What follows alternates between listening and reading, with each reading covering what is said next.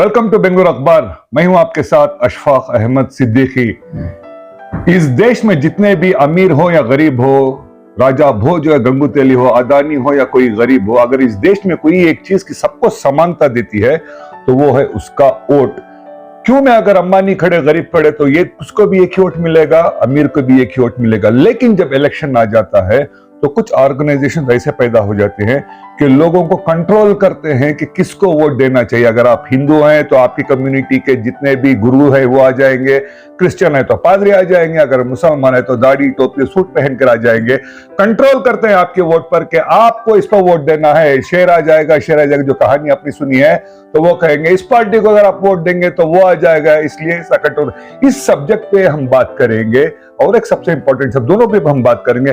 President of the Karnataka state minority Janata Dal secular Shamshul हक खान साहब हमारे साथ मौजूद हैं, इनसे बात करते हैं। Sir welcome back to Bengaluru Akhbar once again. अब जो इलेक्शन 2-3 महीने में आ रहे हैं जी, जनता दल की तैयारी कैसे चल रही है? अस्सलाम वालेकुम वरहमतुल्लाहि वबरकातुहू। स्टेट में बहुत बेहतरीन हालात हैं जनता दल की, हमारी माइनॉरिटी में। बस आप जैसे बताए वैसे उसमें 1-2-3 चीजों की खामियां हमारी कौम हो या किसी और की कौम हो जो नजर आती हैं। जो कौम के नुमाइंदे कहलाते हैं, जैसे बड़े बड़े उलामा हैं या कोई भी फिरके के रहंदे, तबलीगी रहंदे या सुन्नी रहंदे या देवबंदी रहंदे, कोई भी रहंदे, ये हमारे वतन की बदनसीबी है कि शुरुआत से जब हमारे लोगों को जो जहन जिस हिसाब से वोटिंग में वोट करने में जितना जो जहन की जरूरत होती थी उतना जहन हमारे कौम में नहीं था। पहले जो इन वाले थे वो लोगों के हाथ में कब्जा था, वोट कैसे डालना है, किसे दलाना है बोल के। उस वास्ते पहले क्या हुआ करता था, दिल्ली से अगर हमारे इमाम साहब अगर दिल्ली से अगर कोई भी फतवा दे दिए, इमाम बुखारी साहब दिल्ली से अगर बैठ के फतवा दे दिए, और अक्सर उनका फतवा कांग्रेस की तरफ हुआ करता था, उस फतवे पे लेके उस फतवे को सुन के उस फतवे के ऊपर तकरीबन 60 से 70% जो कौम के वोटर्स थे वो जिस पार्टी के ऊपर जो फतवा दे रहे थे वो पार्टी को वोट करने के पीछे लग गए थे। तो शुरुआत से यही होता आ रहा है, क्योंकि वो शाही इमाम थे इस देश के शाही इमाम होने की वजह से जब वो बोल डाले कि कांग्रेस को वोट करो तो कांग्रेस को वोट कर डालते थे लोग। और ये पहले से भी गलतियां होते आती हैं, मगर अभी क्या है, कौम वैसी दीवानी कौम नहीं है हमारी। आजकल क्या है, हर घर में पढ़े लिखे लोग हैं, हर घर में सोच समझ वाले लोग हैं। आज कोई भी किसी के वोट को कंट्रोल करने की कैपेसिटी कोई और को नहीं है। वोट जिसको वोट डालना है वो उसका पैदाइशी हक है, और जो वतन जो हक उसको दे के है, ये सबसे स्ट्रॉन्गेस्ट हक है वतन जो दे के है एक आदमी को, उसका वोट का हक। और इसके ऊपर किसी का जोर नहीं चलना है, भले वो हमारी कौम के रहो या दूसरी कौम के भी कोई नुमाइंदे रहो। अभी ये जो भी पॉलिटिकल सिस्टम है हिंदुस्तान का, पूरे कौम के नुमाइंदों के हाथों में हो गया है। कोई स्वामी जी आके कोई बोल दिया ठीक है तुम उधर वोट डालो, बोले तो उधर वोट डाले जैसा हो गया है। कोई इमाम अगर फतवा दिए तो उस तरफ डालने की जो हालत होगी है वो हो गया है। और ये चीजें बिल्कुल बंद होना है। और मैं जितने भी इमाम हैं, कोई भी फिरके के रहने दो, आज अब president of minority Janata Dal की हैसियत से मैं हर इमाम साहब को, हर आलिम को, हर मुतल्ली को, हर हाफिज को, जो भी जितने भी आलिमा है, हाफिजा है, मौलविया है, सबको मैं दावत देता हूं, अगर आपको सियासत करना है तो पीछे बैठ के करने की जरूरत नहीं है। आप आओ हमारी पार्टी में, आपकी तरफ से कोई भी आपके फिरकों में से भी थोड़े कैंडिडेट्स दो। आप कहीं से भी अगर खड़ के जीतना चाहते हैं तो आपका इस्तेकबाल करने तैयार है हम लोग। तो सर आपका कहने का मतलब है कि पीछे बैठ के डायरेक्शन, म्यूजिक, बैकग्राउंड स्कोर ना दें जी, मेन स्ट्रीम में खुद कैंडिडेट बन के उलमा इकराम आ जाए। हाँ, जितने भी उलमा इकराम हैं, जो भी ये बैठ के तय करते हैं कि आप इस आदमी को जिताओ, आप इस पार्टी को सपोर्ट करो, ये करने के बजाय आप अगर चाहते हैं, अगर आप में उतनी कैपेसिटी है, जब अल्लाह आपको उतनी खूबी अगर नवाज के है तो आप खुद आ जाओ सियासत में। हम लोग आपको इस्तकबाल करने तैयार हैं, और आप पार्टी में आ गए तो कौम की बेहतरी हो जाती है उसमें। आप खुद आके पार्टी में ठहरो, आपकी तरफ से आप जो भी उलामा है, जो मोतबर लोग हैं आलिमों में, हाफिजों में, उनको वो लोग सेलेक्ट करके एक कैंडिडेट बनाने दो। जिस जगह पे मुसलमानों की तादाद ज्यादा है और जहां पे उनको जीतने की उम्मीद ज्यादा है, वहां से वो कैंडिडेट वो लोग देने दो हमको। हम लोग उनको खुद कैंडिडेट बना के हम लोग उनके साथ काम करने तैयार हैं, बजाय पीछे रह के काम इनको बोलो, इनको करो, उनको करो बोलने से क्या हो जाता है, दो तीन तबकों में बांटी जाती है कौम। ये पार्टी की तरफ भी थोड़े चले जाते हैं, वो पार्टी की तरफ भी चले जाते हैं। अभी जैसे कि परसों के हालात थे, थोड़े उलामा बैठे बात करें, कांग्रेस की तरफ के साथ बैठ के कांग्रेस को वोट करो बोलने की बात वो लोग करे बैठ के। अभी थोड़े उलामा हमारे साथ बैठ के, अभी देखो कर्नाटका में आधे से ज्यादातर उलामा हैं या जितने भी मौलविया हैं, जो भी अंजुमन के सदर हैं, जो भी हैं, अब जेडीएस की तरफ हमारी तरफ बात करते हैं।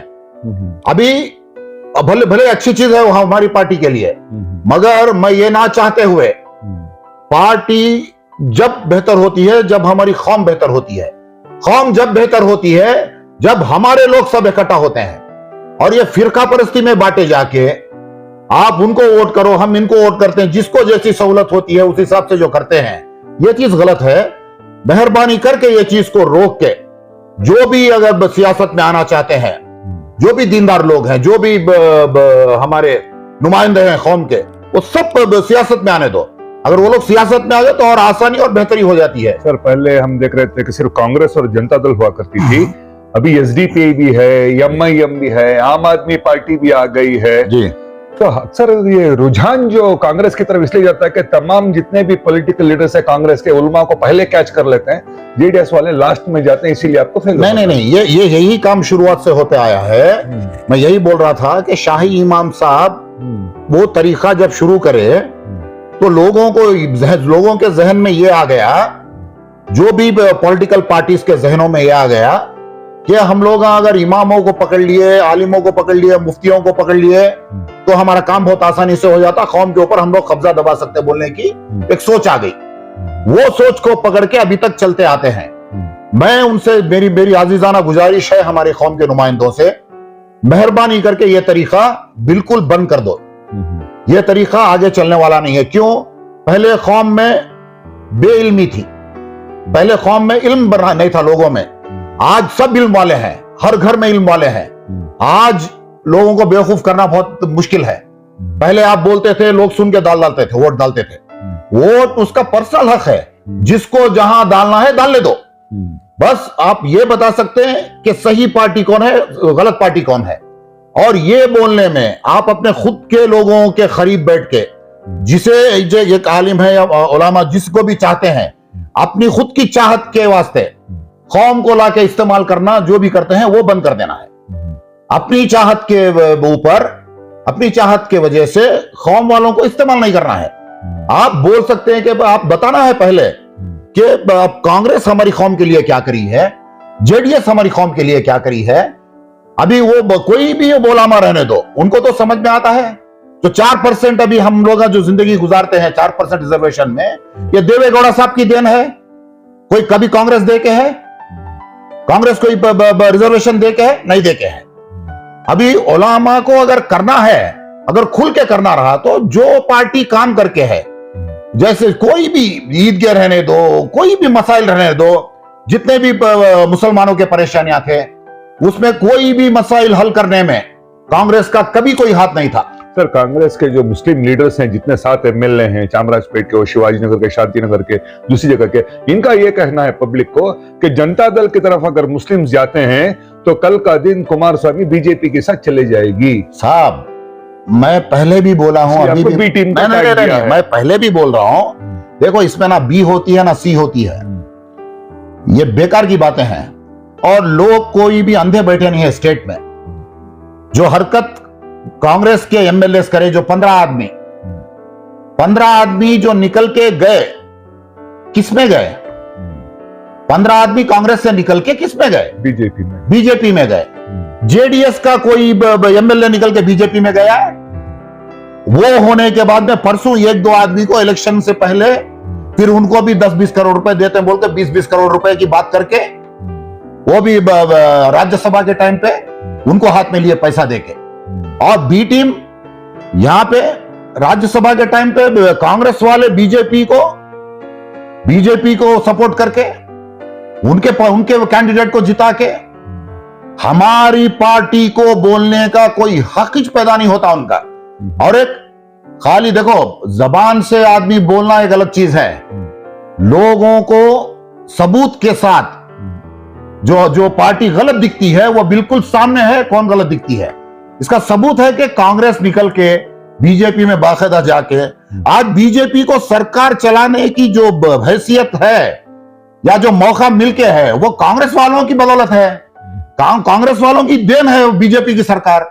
बीजेपी की सरकार कहां पे जीत के हाथ बोलो, बीजेपी को वोट डाल के अगर क्लियरली अगर मेजोरिटी दी है तो जब बात करना है बात 15 एमएलए कांग्रेस से भेज डाल के बीजेपी को सरकार बनाने में सपोर्ट करके ये लोग, हमारे जेडीएस पार्टी हो या कुमारस्वामी साहब हो या देवेगौड़ा साहब हो या इब्राहिम साहब हो या हमारी पार्टी को कुछ भी अगर क्या भी एक इल्जाम लगाना है ये गलत है। सर अगर आपकी पार्टी की अगर हम बात करें तो एक पहली लिस्ट आपके जिसमें 93 नेम्स अनाउंस हुए हैं, जिसमें 5 मुस्लिम कैंडिडेट्स को अनाउंस किया गया है, लेकिन 2 इंपॉर्टेंट कैंडिडेट जो कर्नाटका में गुलबर्गा के नॉर्थ सकरम देखे तो नासिर हुसैन उस्ताद हो या चामराजपेट से इमरान पाशा का नाम अनाउंस होने हुआ नहीं है, जी होगा या इनको नहीं?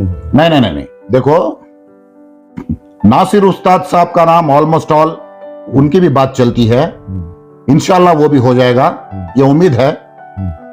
और कुमारस्वामी साहब का ये कोई इरादा नहीं है या सीएम इब्राहिम साहब का कोई इरादा नहीं है कि हमारी कौम को पीछे रख के टिकट्स ना देना है या हम लोग बहुत कम टिकट देना है, ऐसा कुछ भी नहीं है। बाकायदा हम लोग 31 टिकट देने के फिराक में हैं, मगर हमको विनिंग कैंडिडेट्स की खिल्लत महसूस होती है हमारी कौम में। अभी क्या है, हमारी कौम में उतने स्ट्रांग कैंडिडेट्स, जैसे अभी कोई भी इलेक्शन करना है माली हालात से हो या कोई भी चीजें हो, अभी दूसरे पार्टियां जैसे 10-10 करोड़ रुपए फंड देके जिताती है कैंडिडेट को, वैसा जेडीएस में नहीं है सिस्टम। जेडीएस में पैसा देके जिताने का सिस्टम नहीं है। अगर पैसा देके जिताने का सिस्टम रहता तो हम लोग 50 टिकट मांगते थे। हमारी गरीब कौम है, अब ये बड़े बड़े 100-100 करोड़ रुपए जो कांग्रेस के कैंडिडेट खर्चा करते हैं, उनके सामने हमारा कैंडिडेट आके 20-25 लाख रुपए में इलेक्शन करो बोले तो मुश्किल होती है। ये चीज की खिल्लत हमको महसूस होती है अभी यहाँ पे। नहीं तो टिकट देने में कोई भी कोताही बरतते नहीं है। मुझे खुला बोल के हैं कुमारस्वामी साहब, जहां भी मुसलमान जीतता है, सीएम इब्राहिम साहब भी यही बात बोले, जहां भी हमारे लोग खड़ने की, जहां भी अगर उनको ताकत है आप बोलो, वहां पे हम लोग टिकट देने तैयार हैं। मगर पर्सनली हमारे लोगों में वो ताकत थोड़ी कम नजर आती है, उस वजह से हम लोग क्या है सोच समझ के जहां पे देना बोल के सोचते हैं। और एक रही बात इमरान साहब की, इमरान पाशा साहब को चामराजपेट से टिकट देने की बात सीएम इब्राहिम साहब और कुमार अन्ना साहब बिल्कुल बाकायदा वादा करके हैं। और परसों भी जब बात हुई है, इब्राहिम साहब ये बोल के हैं ठीक है आप काम शुरू करो, इंशाल्लाह आगे जो भी बैठ के बातचीत करना है कुमारस्वामी साहब से करके आपकी टिकट हम लोग फाइनल करेंगे इंशाल्लाह। और एक देखो इमरान साहब का खुसूसन हक है, इमरान साहब का हक है। क्यों? जितना काम इमरान पाशा हमारी कौम में जेडीएस की पार्टी में रहते हुए जो जेडीएस की लीडरशिप में बैंगलोर के हद तक हमारी कौम में कोई एक दमदार काम जेडीएस पार्टी में करके है बोले तो वो इमरान पाशा करके है।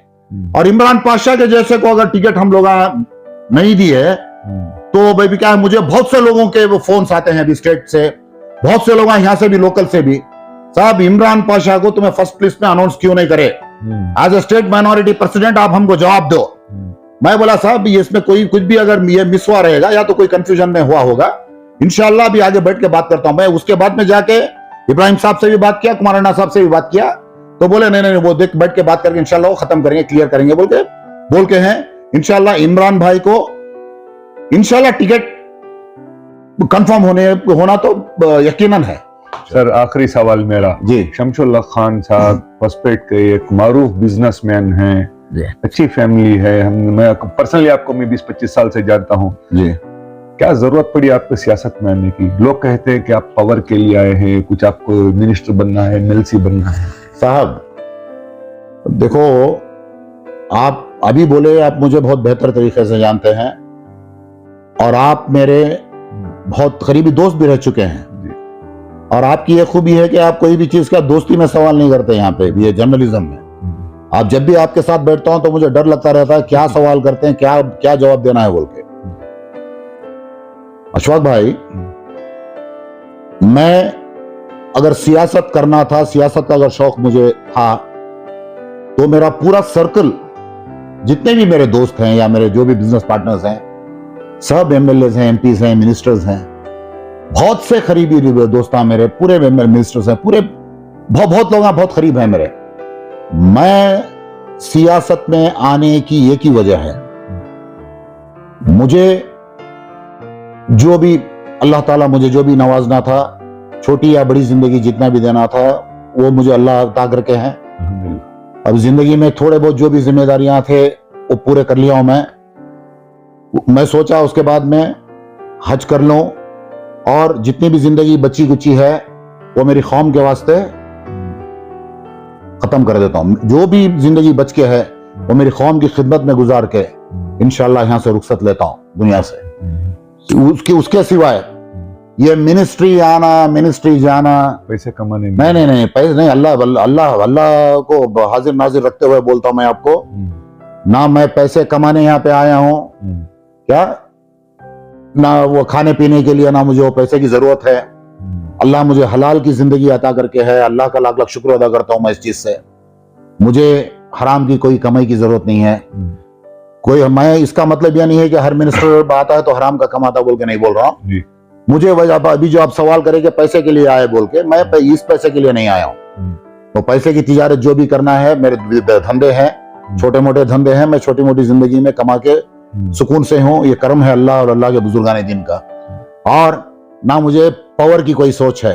अगर अल्लाह किस्मत में अगर लिखे है, अगर कोई भी चीज अगर अल्लाह का अता करता है, तो मैं मेरी कौम को अगर कोई भी चीज अगर खिदमत करने के लायक अगर मुझे ये गवर्नमेंट या कुमार स्वामी साहब या कोई भी अगर समझती है आगे, तो मेरी कौम को खिदमत करने का कोई भी अगर रास्ता रहा या कोई भी अगर पोस्टिंग रही, कौम को काम करने का कोई भी रहा, मेरी कौम के वास्ते कुछ भी अगर खिदमत करने का अगर रहा, कोई कैटेगरी में अगर मैं आता हूं, तो अगर उसके काबिल अगर मुझे समझती है पार्टी, अगर वो जिम्मेदारी देती है, तो मैं उसको निभाने तैयार हूं। इसके सिवाय दूसरा कोई इरादा नहीं है, सिवाय कौम की खिदमत के दूसरा कोई इरादा नहीं है मेरा यहाँ पे आने का।